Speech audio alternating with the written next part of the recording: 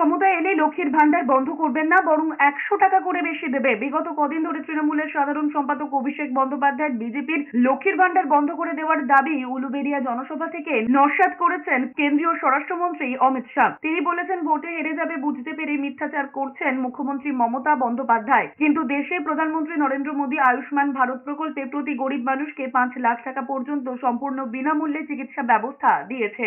তবে শুধুমাত্র পশ্চিমবঙ্গে আয়ুষ্মান ভারত প্রকল্পের সুবিধা পাওয়া যায় না।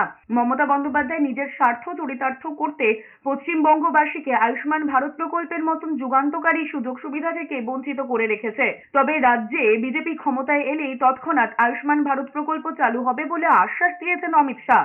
ममता दीदी कहती है कि भाजपा वाले आएंगे तो लक्ष्मी भंडार योजना बंद कर देंगे।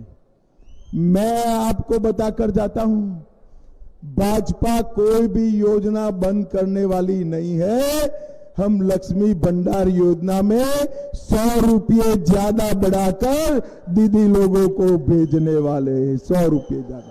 লক্ষ্মীর ভান্ডার বন্ধ করে দেবো তৃণমূল কংগ্রেসকে হারিয়ে দিয়ে।